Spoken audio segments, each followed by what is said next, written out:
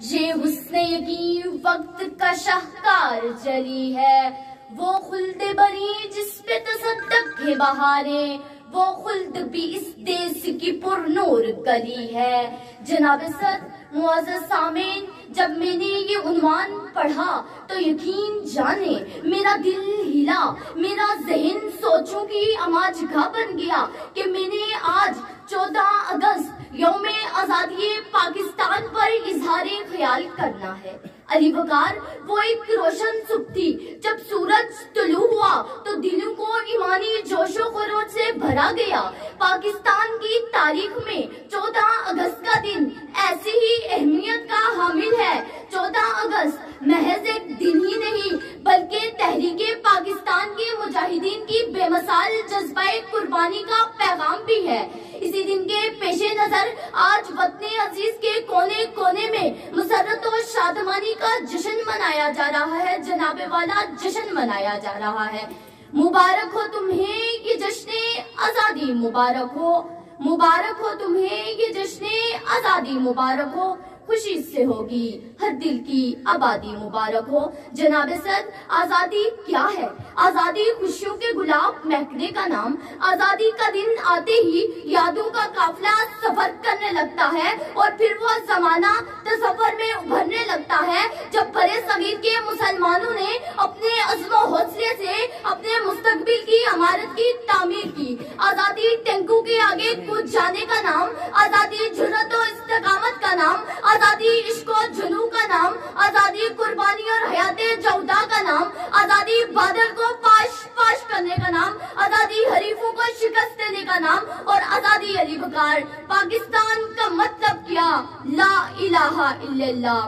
ہے جرم اگر وطن کی مٹی سے محبت تو، ہے جرم اگر وطن کی مٹی سے محبت تو، یہ جرم سدا میرے حسابوں میں رہے گا۔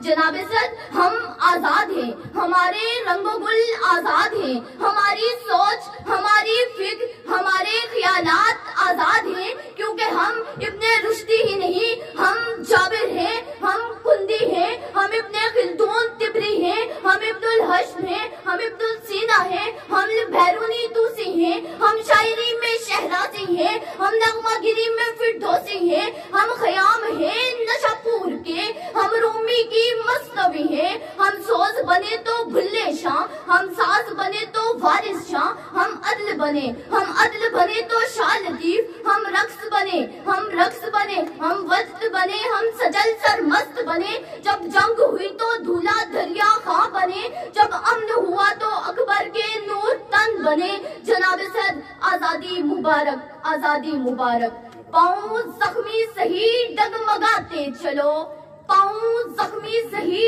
ڈگمگاتے چلو، راہ کے سنگو آہن کے ٹکراؤ سے اپنی زنجیر کو جگمگاتے چلو، جگمگاتے چلو۔ میرے دیداوروں، میری دانشوروں، اپنی تحریر سے اپنی تقدیر کو نقش کرتے چلو، کرتے چلو۔ تھام لو ایک دم یہ عصائے کلیم، تھام لو ایک دم یہ عصائے کلیم، ایک فرعون کیا لاکھ فرعون ہوں، ڈوب ہی جائیں گے، ڈوب ہی جائیں گے۔ جناب صدر، ہم آزاد ہیں لیکن افسوس صد افسوس یہ دیس ہمارا ہے، ہم نے اسے بگاڑا ہے۔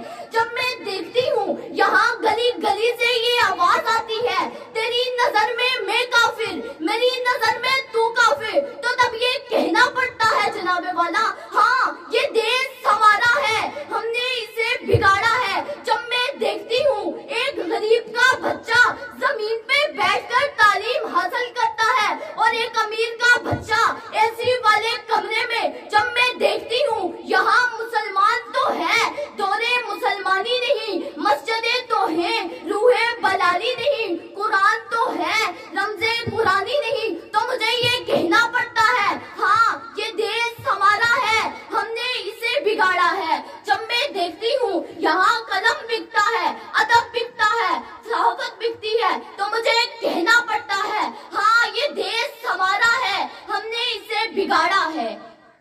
خود بخود ٹوٹ کے گرتی نہیں زنجیر کبھی، خود بخود ٹوٹ کے گرتی نہیں زنجیر کبھی، بدلی جاتی ہے بدلتی نہیں تقدیر کبھی۔ جناب صدر، وہ دن دور نہیں جب ہم سری نگر میں جشن آزادی کو جوش و خروش سے بنائیں گے. کسی شاعر نے کیا خوب کہا ہے, وہ جو کرتے ہیں ہمیں مٹانے کی باتیں, وہ جو کرتے ہیں ہمیں مٹانے کی باتیں, شاید وہ ہمارے حوصلوں سے واقف نہیں. آپ سب کی سماعتوں کا بے حد شکریہ. پاکستان زندہ باد.